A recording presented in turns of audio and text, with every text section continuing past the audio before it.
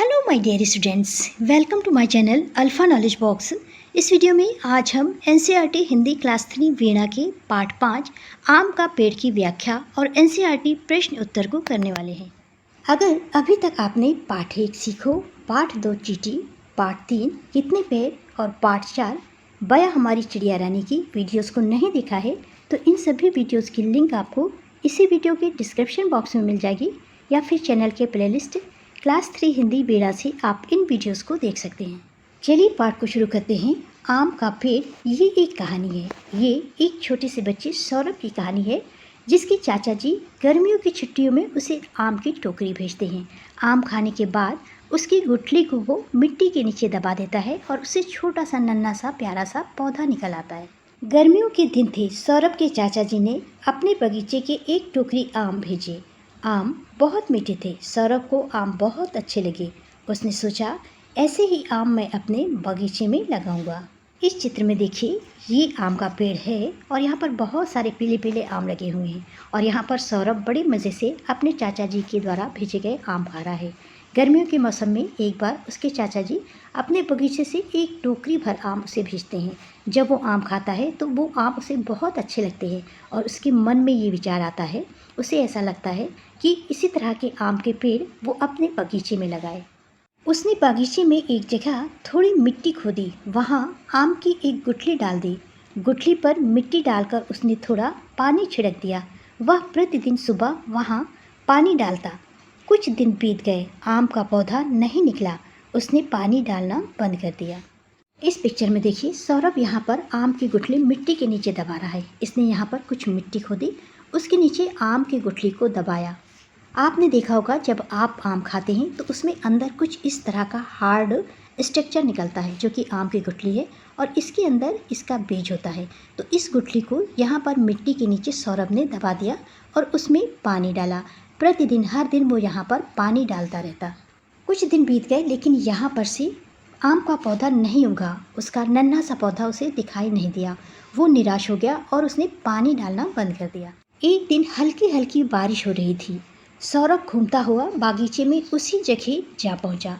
सामने ही लाल लाल कोपलों वाला नन्हा सा पौधा लगा था। पौधा देखते ही सौरभ प्रसन्न हो उठा। पौधा निकल आया कहते कहते वह अंदर भागा। अपनी छोटी बहन प्रिया का हाथ पकड़कर उसे बगीचे में ले आया। पौधा देखकर प्रिया भी खुशी से उछल पड़ी। इस पिक्चर को देखिए, यहाँ पर सौरभ और प्रिया कितनी खुश हैं। एक दिन बारिश का मौसम था, हल्की हल्की बारिश हो रही थी। सौरभ घूमता हुआ अपने बगीचे की तरफ आया तो उसने देखा बागीचे में एक नन्हा सा प्यारा सा लाल लाल कोपल वाला आम का पौधा उग आया है। किसी भी पौधे या पेड़ में सबसे ऊपर टहनियों पर जो सॉफ्ट, बहुत मुलायम सी लाल कलर की या हल्के हरे कलर की पत्तियां निकलती हैं, उसे कोपल बोलते हैं। पौधे को देखकर सौरभ बहुत प्रसन्न हुआ। वो बहुत खुश हुआ और दौड़ता हुआ घर के अंदर पहुंचा और दौड़ते दौड़ते वो ये भी चिल्ला रहा था, पौधा निकल आया, पौधा निकल आया। घर के अंदर जाकर वो प्रिया का हाथ पकड़कर बागीचे में ले आया। प्रिया भी पौधे को देखकर बहुत खुश हुई। सौरभ बोला, ये पौधा मैंने लगाया है, ये आम का पौधा है, इसमें खूब मीठे आम लगेंगे। दोनों भागे भागे पिताजी के पास गए। पिताजी बोले, क्या बात है, आज तुम दोनों बहुत प्रसन्न हो। प्रिया बोली, पिताजी बागीचे में आम का पौधा निकल आया है, अगले वर्ष हम अपने ही पौधे के आम खाएंगे। उसकी बात सुनकर पिताजी हंसे। वे प्यार से बोले, छोटे से पौधे को बड़ा होने में बहुत समय लगेगा। 4-5 वर्ष में यह एक बड़ा पेड़ बन जाएगा। इसका तना मोटा होगा, बड़ी बड़ी शाखाएं होंगी, तब इसमें आम लगेंगे।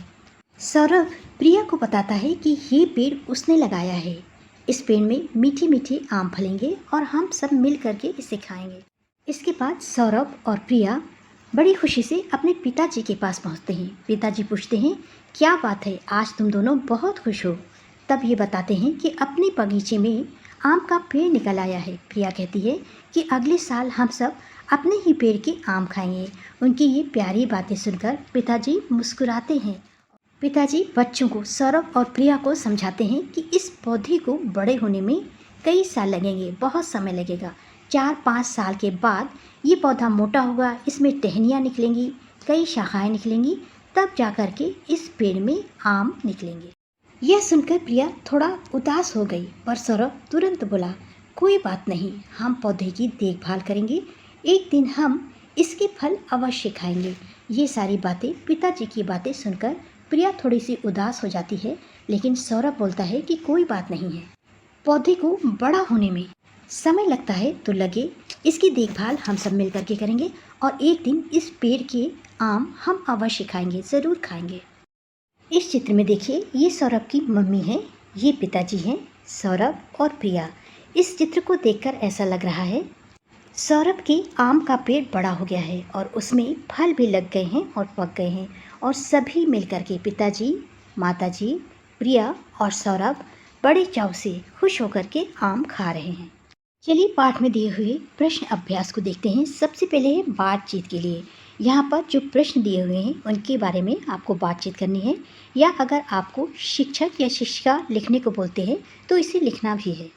पहला प्रश्न है, आपको कौन सा फल बहुत अच्छा लगता है, वह फल आपको क्यों पसंद है। यहाँ पर आपको जो भी फल पसंद है उसका नाम लिखना है और वो आपको क्यों अच्छा लगता है ये भी बताना है। उत्तर में आप बातचीत कर सकते हैं या लिख सकते हैं, मुझे आम का फल बहुत अच्छा लगता है। मुझे आम का फल इसलिए पसंद है क्योंकि वह खाने में बहुत मीठा होता है। यह फल बहुत ही स्वादिष्ट होता है। अगर आपको आम का फल अच्छा नहीं लगता है तो यहाँ पर अपनी पसंद के फल का नाम लिखिए। दूसरा प्रश्न है, आपके घर या विद्यालय में कौन से पेड़ पौधे लगे हैं, उनकी देखभाल कौन करता है। इस उत्तर के लिए मैंने कुछ पेड़ पौधों के नाम लिखे हैं, लेकिन आपको उन पेड़ पौधों के नाम लिखने हैं जो कि आपके घर में लगे हों या फिर आपके स्कूल में। यहाँ पर आपको ये भी बताना है कि उन पेड़ पौधों की देखभाल कौन करता है। उत्तर में आप लिख सकते हैं, मेरे घर पर गुलाब, तुलसी, गुड़हल और चमेली के पेड़ लगे हैं, उनकी देखभाल मेरी माँ करती है। या फिर विद्यालय के बारे में आप लिख सकते हैं, विद्यालय में आम, जामुन और नीम के पेड़ पौधे लगे हैं, उसकी देखभाल माली करता है। तीसरा प्रश्न है, चित्र में कुछ आम धरती पर गिर पड़े हैं, आम पेड़ से नीचे क्यों गिर गए होंगे।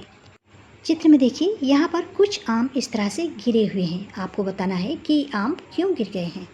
आम पेड़ से तब गिरते हैं जब आंधी तूफान आए या फिर कोई जानवर, चिड़िया या बंदर उसे खाता है तो आम गिरते हैं। लेकिन यहाँ पर अगर आप ध्यान दें तो सभी आम जो पेड़ पर लगे हैं और गिरे हुए हैं वो पीले कलर के हैं और पीले कलर के आम हमेशा पके हुए होते हैं, इसलिए ये सभी आम पकने के बाद नीचे गिरे हुए हैं। उत्तर में आप लिख सकते हैं, आम पकने के कारण नीचे गिर गए होंगे। चौथा प्रश्न है, चित्र में दिखाए गए बच्चे और व्यक्ति आमों का क्या करेंगे। चित्र में देखिए, इस बच्चे के हाथ में आम है और ये व्यक्ति और ये लड़की गिरे हुए आमों को उठा करके डलिया में रख रहे हैं। ये सभी इन आमों को खाएंगे। उत्तर हो जाएगा, चित्र में एक व्यक्ति और एक लड़की आम उठाकर डलिया में रख रही है और एक लड़का खुशी से आम दिखा रहा है, ये सभी आम को खाएंगे। अगली हेडिंग है, सोचिए और लिखिए। पहला प्रश्न है, सौरभ के चाचा जी ने सौरभ को किस मौसम में आम भेजे। सौरभ के चाचा जी ने सौरभ को गर्मी के मौसम में आम भेजे थे। उत्तर हो जाएगा, सौरभ के चाचा ने सौरभ को गर्मी के मौसम में आम भेजे। दूसरा प्रश्न है, आम खाकर सौरभ के मन में क्या विचार आया। आम खाने के बाद सौरभ के मन में ये विचार आया था कि इसी तरह का आम वो अपने बागीचे में लगाएगा। उत्तर हो जाएगा, आम खाकर सौरभ के मन में ये विचार आया कि मैं भी इसी तरह का आम अपने बगीचे में लगाऊंगा। तीसरा प्रश्न है, सौरभ ने पानी डालना क्यों बंद कर दिया, क्या उसे ऐसा करना चाहिए था। सौरभ ने पानी डालना इसलिए बंद कर दिया था क्योंकि वो निराश हो गया था, उसे लग रहा था कि पौधा नहीं उगेगा, उसे ऐसा नहीं करना चाहिए था। उत्तर हो जाएगा, सौरभ ने पानी डालना इसलिए बंद कर दिया क्योंकि आम का पेड़ नहीं निकल रहा था, उसे ऐसा नहीं करना चाहिए था। चौथा प्रश्न है, सौरभ और उसकी बहन क्यों प्रसन्न थी। सौरभ और उसकी बहन प्रिया इसलिए प्रसन्न थी क्योंकि बागीचे में एक नन्हा सा प्यारा सा आम का पौधा निकल आया था। उत्तर है, आम का नन्हा सा पौधा उग आया था, ये देखकर सौरभ और प्रिया प्रसन्न हुए। सोचिए और लिखिए का अंतिम प्रश्न है, प्रश्न नंबर 5, पिताजी ने आम के पौधे के बारे में सौरभ और उसकी बहन को कौन कौन सी बात बताई।